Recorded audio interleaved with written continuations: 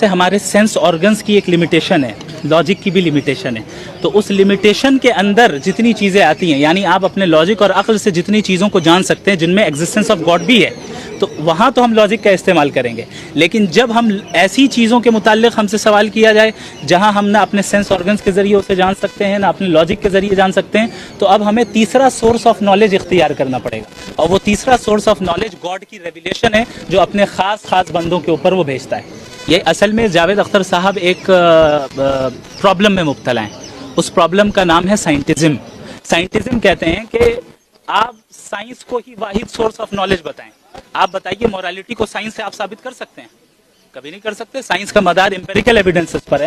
Empirical evidence سے morality ثابت نہیں ہوگی. امپیریکل ایویڈنس سے کانشیسنس ثابت نہیں ہوتی ہے. امپیریکل ایویڈنس سے لا آف کوزیلٹی ثابت نہیں ہوتا ہے. آپ کاز اینڈ ایفیکٹ کو تو دکھا سکتے ہیں لیکن ان دونوں کے درمیان جو ریلیشن ہے وہ خود میٹا فزیکل ہے. تو آپ ایسی چیز کا انکار کر رہے ہیں جو ہمارا لاجک خود بتا رہا ہے کہ میٹا فزیکل ریالٹی ایگزسٹ کرتی ہے. وہ کہہ رہے ہیں میٹا فزیکل ریالٹی مجھے نہیں پتا کیا ہوتا ہے. میں نہیں سمجھ سکتا کہ اس عمر میں آنے کے بعد میٹا فزیکل مطلب کوئی نہیں سمجھتا. سر بھوشیہ میں ایسی ڈیبیٹ کی اور سمبھاونا ہے؟ دیکھیں یہ ایک بہت بڑی خوبی ہے.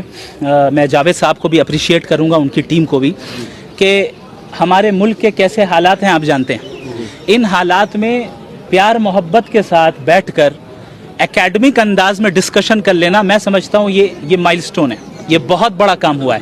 اور میں سمجھتا ہوں کہ ڈفرینٹ جو آئیڈیالوجیز ہیں سب کو لڑائی کرنے کے بجائے بھائی ایسے ہی بیٹھ کے پیار محبت سے بات کر لو نا. ساتھ میں کافی پیتے ہیں اور بات کر لیتے ہیں. آپ اپنی بات ثابت کریں، ہم اپنی بات ثابت کریں، پھر لیٹ آڈینس ڈیسائیڈ. جس کو جو سمجھ میں آئے وہ کریں. جس دن یہ ہم کرنے لگ جائیں اس ملک میں، یاد رکھیں اس ملک میں کوئی دنگا فساد نہیں ہوگا.